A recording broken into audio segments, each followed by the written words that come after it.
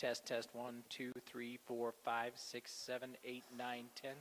Test, test, test, 1, 2, 3, 4, 5, 6, 7, 8, 9, 10. Test, test, test, test, 1, 2, 3.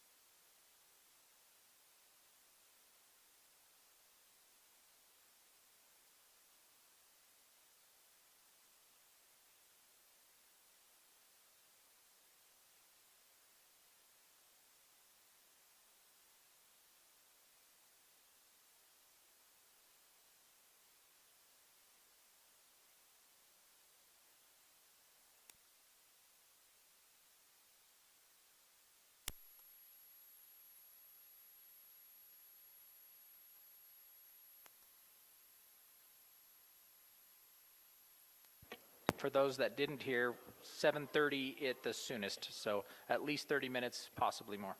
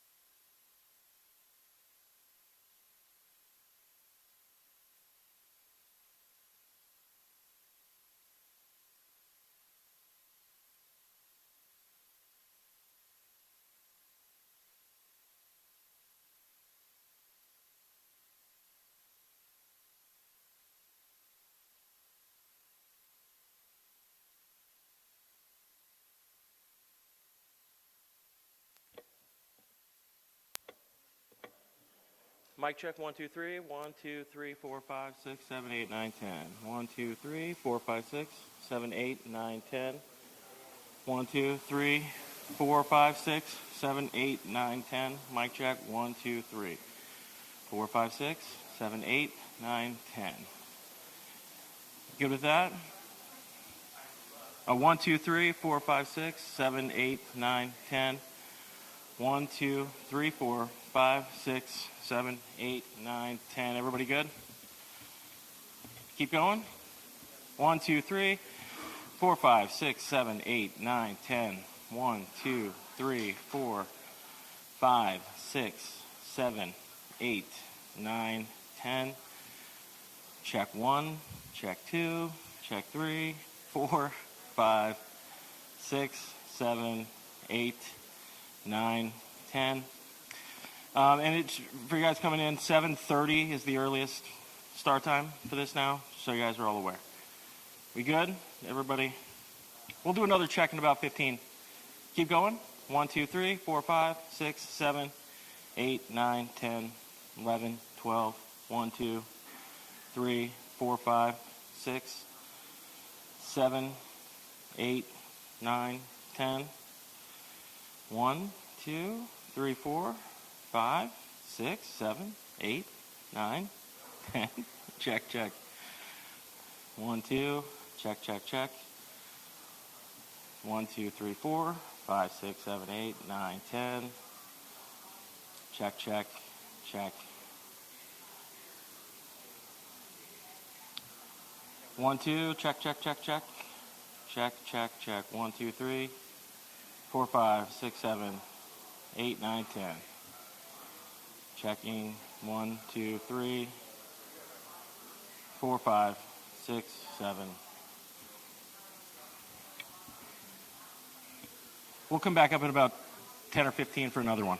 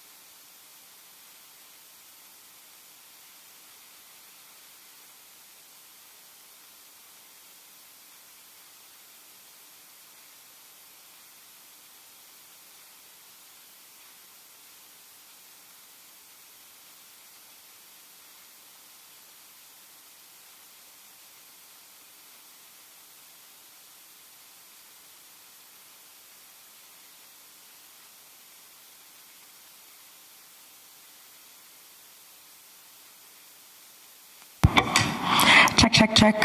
1, 2, 3, 4, 5, 6, 7, 8. Check, check, check.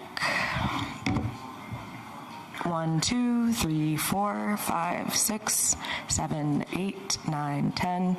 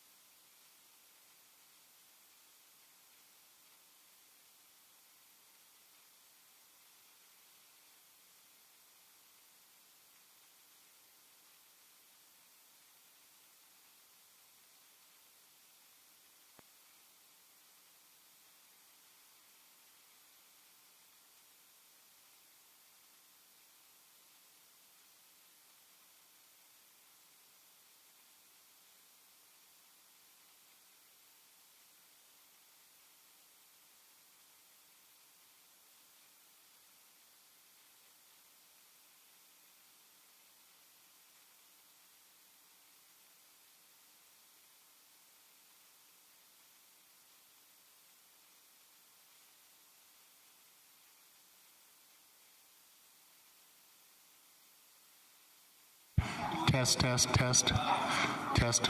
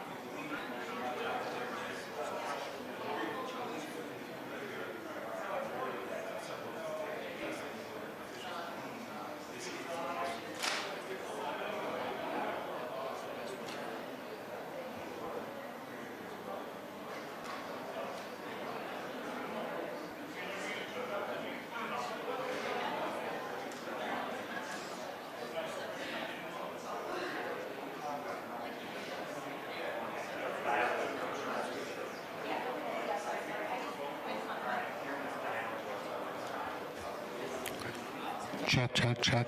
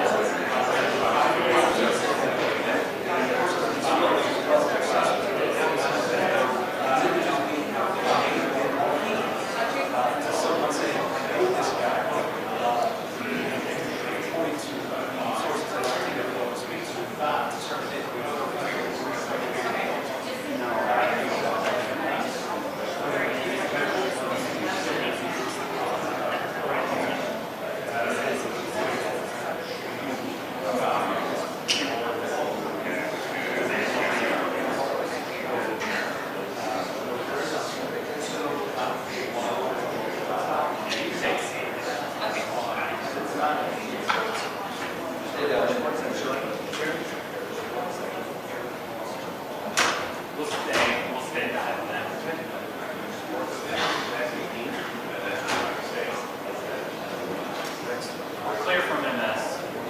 We're locked in.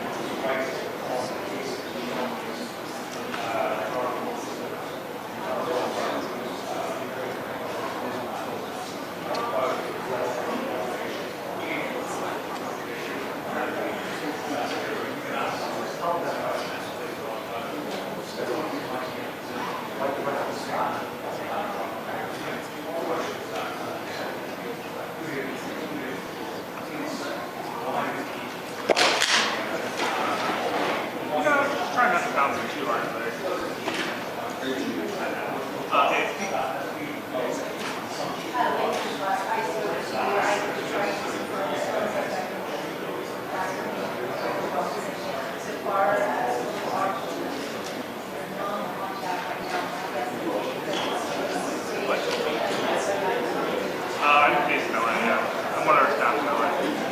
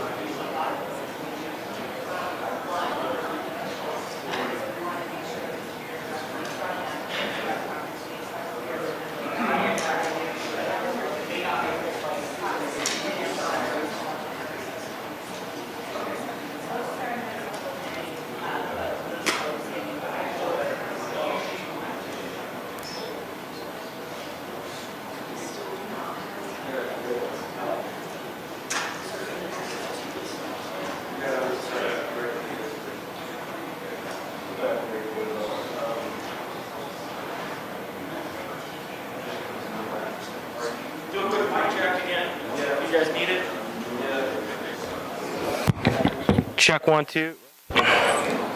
Check 1 2. Check mic check 1 2 3 4 5 6 7 8 9 10 1 2 3 4 5 6. We're hoping to get at least a 3-minute warning when they start walking, but we haven't got that yet. So 1 2 3 4 5 6 7. Everybody good? 1 2 3 4 5 6. Good?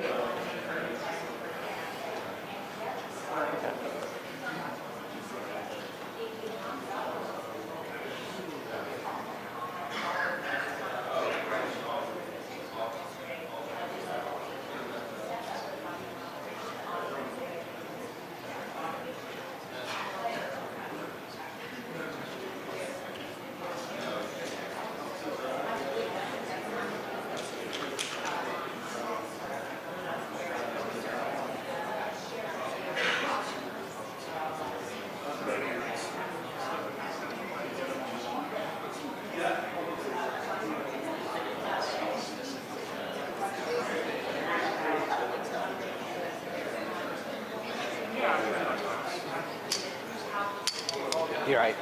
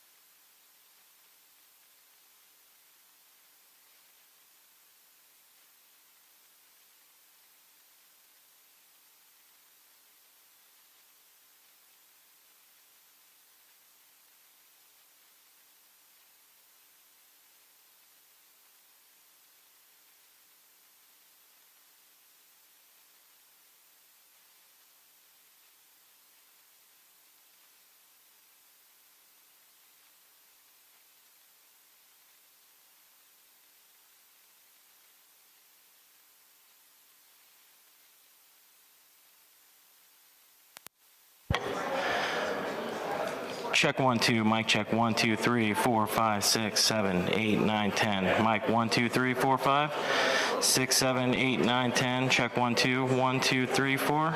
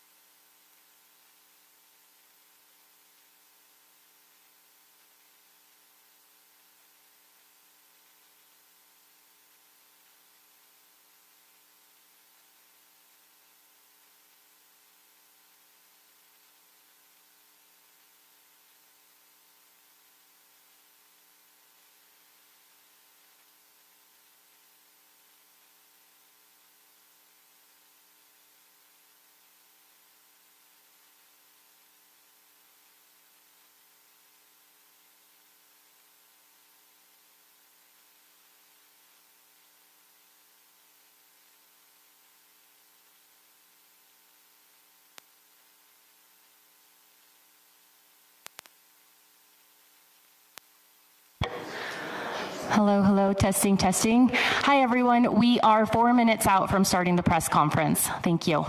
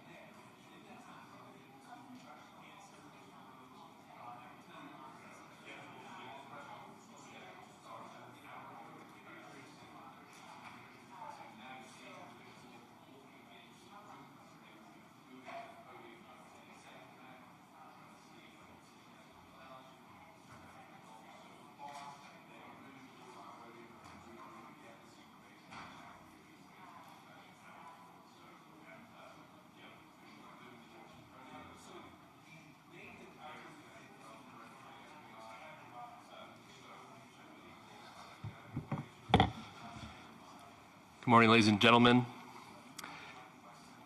At today's press conference, we will hear from Governor Cox, FBI Director Kash Patel, and Sheriff Mike Smith.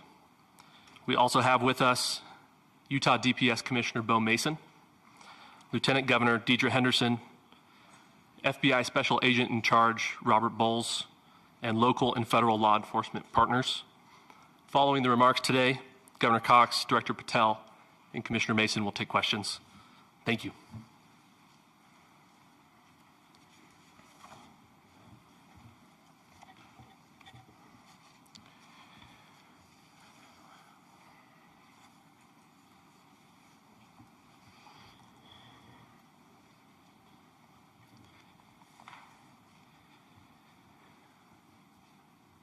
Good morning, ladies and gentlemen. We got him. On the evening of September 11th, a family member of Tyler Robinson reached out to a family friend who contacted the Washington County Sheriff's Office with information that Robinson had confessed to them or implied that he had committed the incident. This information was relayed to the Utah County Sheriff's Office and scene investigators at Utah Valley University. This information was also conveyed to the FBI. Investigators reviewed additional video footage from UVU surveillance and identified Robinson arriving on UVU campus in a gray Dodge Challenger at approximately 8:29 a.m. on September 10th, in which he is observed on video in a plain maroon t-shirt, light-colored shorts, a black hat with a white logo, and light-colored shoes. When encountered in person by investigators in Washington County on September 12th, in the early morning hours, Robinson was observed in consistent clothing with those surveillance images. Investigators interviewed a family member of Robinson who stated that Robinson had become more political in recent years. The family member referenced a recent incident in which Robinson came to dinner prior to September 10th, and in the conversation with another family member, Robinson mentioned Charlie Kirk was coming to UVU. They talked about why they didn't like him and the viewpoints that he had. The family member also stated Kirk was full of hate and spreading hate. The family member also confirmed Robinson had a gray Dodge Challenger. Investigators identified an individual as the roommate of Robinson. Investigators interviewed that roommate, who stated that his roommate, referring to Robinson, made a joke on Discord. Investigators asked if he would show them the messages on Discord. He opened it and showed several messages to investigators and allowed investigators to take photos of the screen as each message was shown by Robinson's roommate. These photos consisted of various messages, including content of messages between the phone contact name Tyler with an emoji icon and Robinson's roommate's device. The content of these messages included messages affiliated with the contact Tyler, stating a need to retrieve a rifle from a drop point, leaving the rifle in a bush, messages related to visually watching the area where a rifle was left, and a message referring to having left the rifle wrapped in a towel. The messages also refer to engraving bullets and a mention of a scope and the rifle being unique. Messages from the contact Tyler also mentioned that he had changed outfits. I know there has been speculation as well as to the writing on those casings, those bullet casings, and I believe we have that as well. And I will share that with you now. So the area north of Campus Drive Road where the suspect crossed over, you saw some of that in the video that we released last night, consists of a grassy area with trees on the edge of the UVU campus. Investigators discovered a bolt-action rifle wrapped in a dark-colored towel. The rifle was determined to be a Mauser Model 98 30-06 caliber bolt-action rifle. The rifle had a scope mounted on top of it. Investigators noted inscriptions that had been engraved on casings found with the rifle. Inscriptions on a fired casing read, "Notices, bulges, capital OWO, what's this, question mark." Inscriptions on the 3 unfired casings read, "Hey fascist, exclamation point, catch, exclamation point." up arrow symbol, right arrow and symbol, and 3 down arrow symbols. A second unfired casing read, "Oh Bella Chow, Bella Chow, Bella Chow, Chow Chow," and a third unfired casing read, "If you read this, you are gay, LMAO."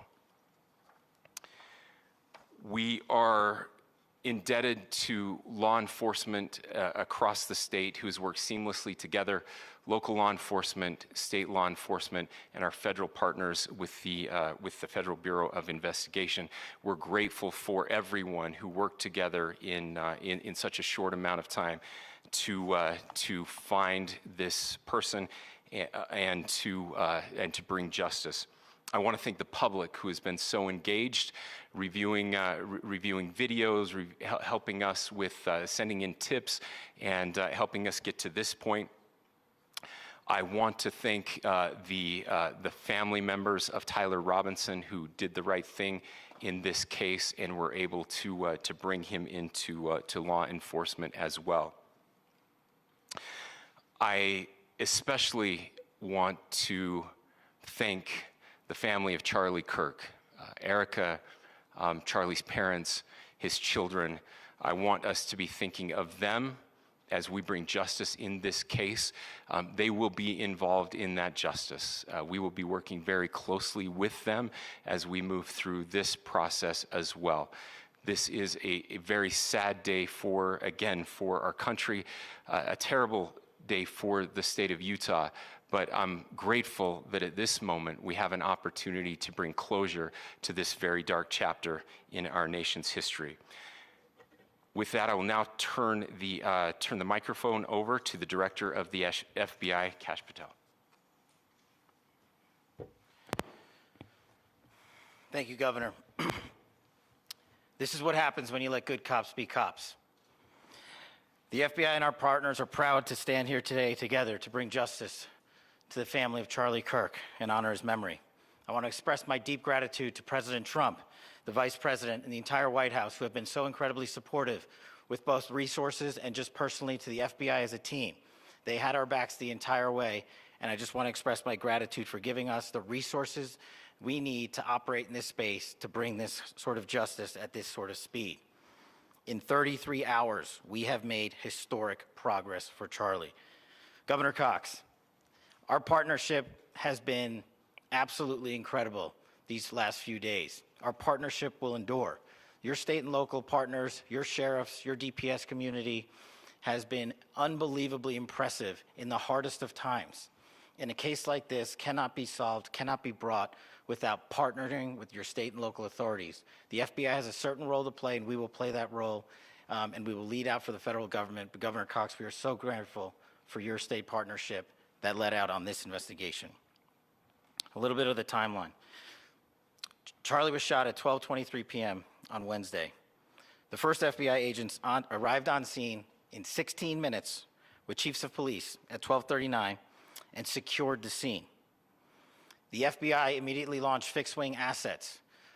We utilized these assets to transport personnel, specialty technicians, hostage rescue teams. We also utilized these assets to go back and forth from the East Coast and here in Utah to transport forensic evidence and other evidence that will be analyzed and is being analyzed at our FBI laboratories in Quantico and other laboratories, including the ATF. At my direction, the FBI released the first set of FBI photos of the suspect at 10 a.m. local time on 9/11. Then, shortly thereafter, the FBI reward of $100,000 was released at 10:45 a.m. local. Myself and Deputy Director Bongino arrived on the scene at approximately 5:30 p.m. on 9/11. The governor led a press conference last night at approximately 8 p.m., where at my direction, the FBI released a never-before-seen video of the suspect. We also released new images to the public of the suspect. And just last night, the suspect was taken into custody at 10 p.m. local time. In less than 36 hours, 33 to be precise, thanks to the full weight of the federal government and leading out with the partners here in the state of Utah and Governor Cox, the suspect was apprehended in a historic time period. And I want to highlight what Governor Cox said. This would not have been possible without you, the media, and you, the public. That's why we went so public, so fast, and we're so transparent, and we're committed to that transparency. The crime scene, just a little bit there. It is a large crime scene. State and local authorities, along with federal authorities, processed that crime scene quickly. And I even had the ability to walk through that crime scene and walk through the steps the suspect took to learn more about what was needed and what resources we needed to bear to create a full picture for the FBI and leadership back in Washington. Furthermore, thankfully to state and local partners, forensic evidence has been seized and continues to be garnered.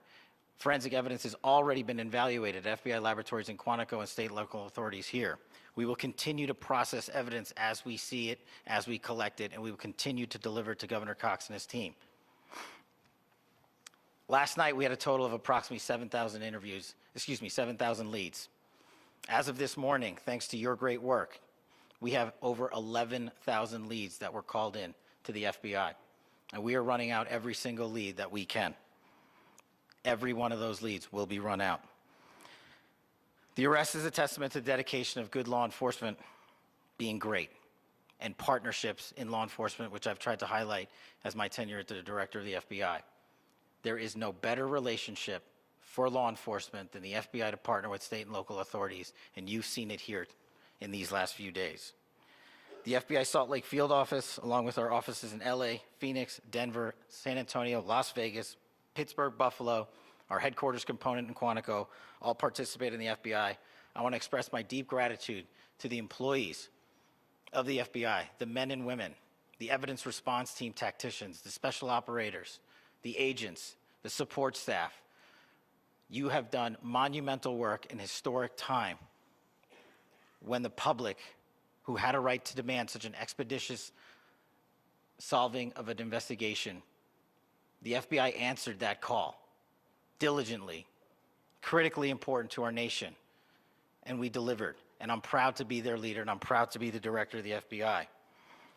This is very much an ongoing investigation, as the governor said, and we will continue to work with state and local authorities to develop the investigation, to provide them the evidence they need for their ongoing prosecutions, and we will be here to answer every call they absolutely have, as long as it takes, for as long as we need to find and apprehend whatever suspects were involved in this crime. Lastly, to my friend Charlie Kirk, rest now, brother.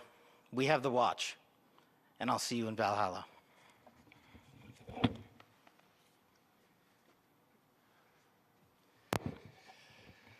Thank you, and good morning. I would just like to take a few minutes as the sheriff to express my gratitude for everybody who has played a part in this investigation. As you know, it's been a vast, a complicated, and a very, very fast-paced investigation. You're looking at people standing up here who are running on, if they got an hour's sleep in the last couple of days, they're probably lucky. It has been very taxing. It has been so impressive, speaking on behalf of the local law enforcement, to see the cooperation that we've seen in this type of case. Across the state, sheriffs, chiefs, our state partners have stepped up and have come to the call on anything that we needed. Our county chiefs have been phenomenal. Our Utah County Attorney, Jeff Gray, who's standing up here with us, has been phenomenal in leading us through this investigation. I would like to thank the federal government for their resources, their assets. Our local team here, our FBI team, has been extraordinary in helping us work through this and bring this person to justice.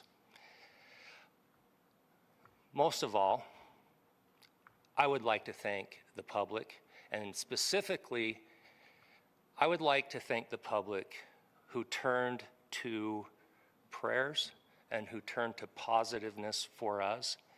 I would like to thank them on behalf of the law enforcement community, because we needed those prayers. That's what we needed to get through this. We needed your support, and you gave it to us. We needed your patience, and you gave it to us. And I would like to thank you for the Kirk family, because that's what they need, is your support and your prayers, and that will get us through all of this. So thank you everybody for everybody that have stepped up. We've had such a phenomenal response to this. Thank you.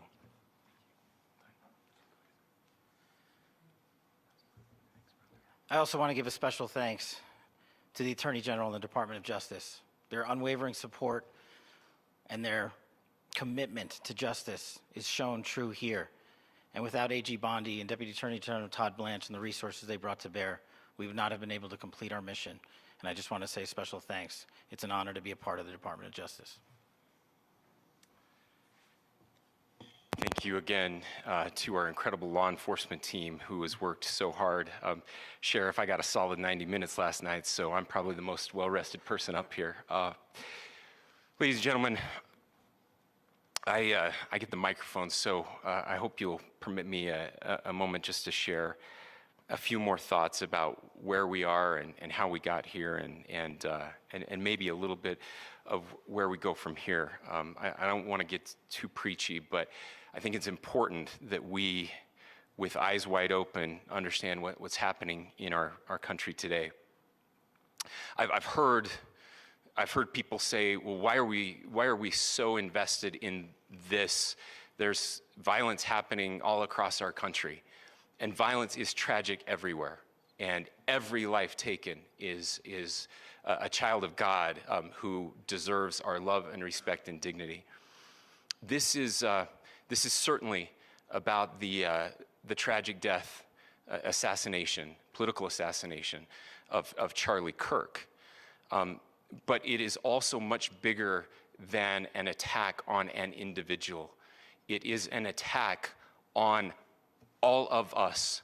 It is an attack on the American experiment. It is an attack on our ideals. This cuts to the very foundation of who we are, of who we have been, and who we could be in better times.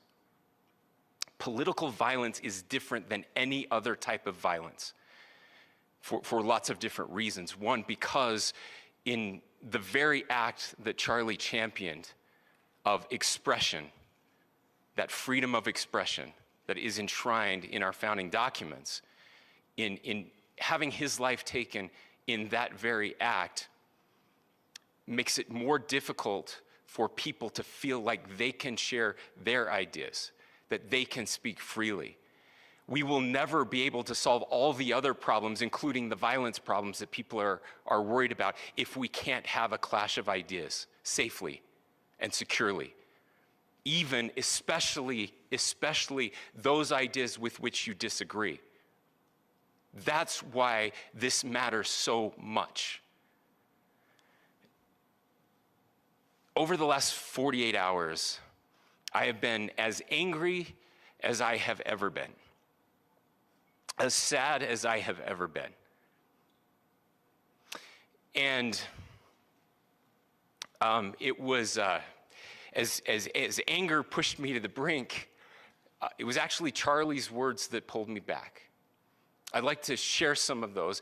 And specifically right now, if I could, I need to talk to the young people in our state, in my state, and all across the country. As President Trump reminded me, he said, you know who really loved Charlie? The youths. And he's right. Young people loved Charlie, and young people hated Charlie. And Charlie went into those places anyway. And these are the words that have helped me. Charlie said, when people stop talking, that's when you get violence. He said, the weak can never forgive. Forgiveness is the attribute of the strong. The only way out of the labyrinth of suffering is to forgive. Welcome without judgment, love without condition, forgive without limit. He said, always forgive your enemies. Nothing annoys them so much. A few months ago, I referenced this last night, Charlie posted to social media, when things are moving very fast and people are losing their minds, it's important to stay grounded. Turn off your phone, read scripture, spend time with friends, and remember, internet fury is not real life. It's going to be okay. He again said, when you stop having a human connection with someone you disagree with, it becomes a lot easier to commit violence. He said, what we as a culture have to get back to is being able to have a reasonable agreement, where violence is not an option.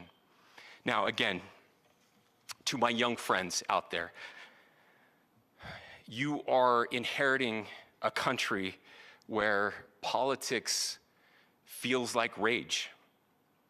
It feels like rage is the only option. But through those words, we have a reminder that we can choose a different path. Your generation has an opportunity to build a culture that is very different than what we are suffering through right now. Not by pretending differences don't matter, but by embracing our differences and having those hard conversations. I think we need more moral clarity right now. I hear all the time that words are violence. Words are not violence. Violence is violence. And there is one person responsible for what happened here. And that person is now in custody and will be charged soon and will be held accountable. And yet, all of us have an opportunity right now to do something different. I want to thank my fellow Utahns. This bad stuff happens. For 33 hours, I was praying that if this had to happen here, that it wouldn't be one of us. That somebody drove from another state, somebody came from another country. Sadly, that prayer was not answered the way I had hoped for, just because I thought it would make it easier on us if we could just say, hey, we don't do that here. And indeed, Utah is a special place. We lead the nation in charitable giving. We lead the nation in service every year. But it did happen here. And it was one of us. But I want you to look at how Utahns reacted the last 2 nights. There was no rioting. There was no looting. There were no cars set on fire. There was no violence. There were vigils and prayers and people coming together to share the humanity. And that, ladies and gentlemen, I believe is the answer to this. We can return violence with violence. We can return hate with hate. And that's the problem with political violence, is it metastasizes. Because we can always point the finger at the other side. And at some point, we have to find an off-ramp, or it's going to get much, much worse. But see, these are choices that we can make. History will dictate if this is a turning point for our country. But every single one of us gets to choose right now if this is a turning point for us. We get to make decisions. We have our agency. And I desperately call on every American, Republican, Democrat, liberal, progressive, conservative, MAGA, all of us to please, please, please follow what Charlie taught me. I'll just conclude with words I share often from a friend and author, Yuval Levin, who was asked if he was optimistic about our country. And he said, I'm not optimistic. He said, I hate optimism. Like, that sounds bad. But he said, optimism is a vice. It's this idea that good things are just going to happen. And he said, in the history of the world, good things have never just happened. He says, I'm not optimistic, but I am hopeful. And hope is the virtue that sits between the vices of optimism and pessimism. Hope is the idea that good things are going to happen because we can make them so. I still believe in our country. And I know Charlie Kirk believed in our country. I still believe that there is more good among us than evil. And I still believe that we can change the course of history. I'm hopeful because Americans can make it so. Ladies and gentlemen, we're happy to answer any questions you might have. Governor, can you please speak to whether the suspect is speaking with authorities and his demeanor, Tyler Robinson, when he turned himself in? I cannot speak to that right now. Governor, how do you interpret the engravings on casing? Well, I will leave that up to you to interpret what those engravings mean. I think the clearest one that says "catch fascist," there's not, and by the way, that's like catch like a ball, catch this. That's I think that speaks for itself. Governor, you indicated that he had been communicating. Please. Talk about this level of hatred that this person expressed in the dinner. Beyond that, is there anything in your view that you discovered that may have radicalized or changed him to prompt him to commit such a horrific? There's nothing more that we can share at this time. Governor, yeah, you indicated that he had been communicating with a friend on Discord about the gun. Do you anticipate any more arrests? We do not at this time have any information that would lead to any additional arrests. Do you believe he acted alone? Yes, but the investigation is ongoing. Can you detail at all how he came into custody of police and where he is right now, Mr. Robinson? Yes, so right now, Mr. Robinson has been booked into the Utah County Jail. You heard the president this morning report that he was taken into custody, that his family and a friend helped to deliver him into custody of law enforcement in Washington County. For those of you that don't know where Washington County is, it is the southwesternmost part of the state of Utah. It's about a 3.5 to 4 hour drive from here, where we are right now, and that's where he lived and where they turned him in. Please, I'll go here. I can't share any more than what I've already shared. Yeah.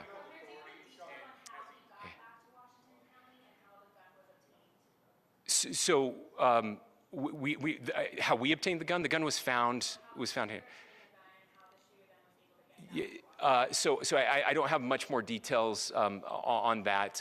We do know that he drove. We had his car here on campus, and then we had his car going south back to the St. George. It's actually the city of Washington in Washington County. Is he talking with authorities and did he discuss a motive? I'm sorry? We don't have any information that would lead us to believe that.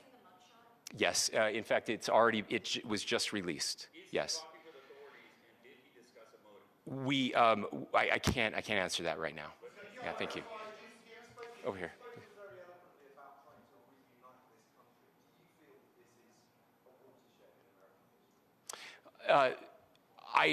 I absolutely believe that this is a watershed in American history. Yes. The question is, what kind of watershed? And that chapter remains to be written. Is this the end of a dark chapter in our history, or the beginning of a darker chapter in our history?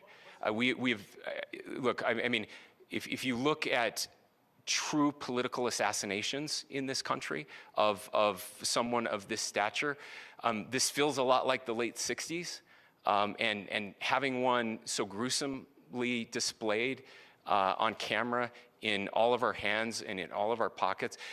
We are not wired as human beings biologically, historically.